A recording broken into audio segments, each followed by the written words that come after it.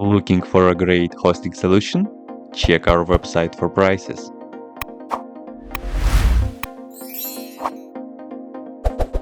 First, what you need to do is to update the server packages. You can do this by the following command.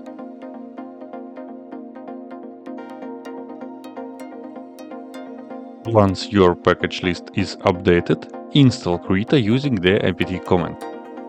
This will install Krita from the official Ubuntu repository.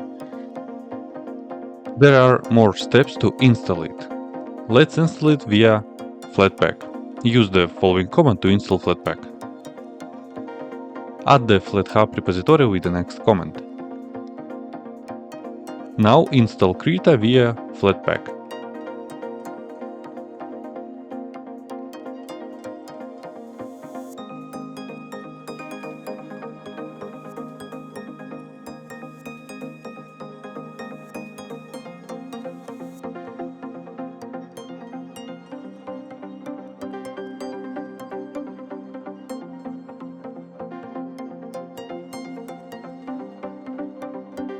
Once installation is completed, you can launch Krita via next command or by going into your desktop environment and find there Krita. That's it. If you have any question, please leave them in comments.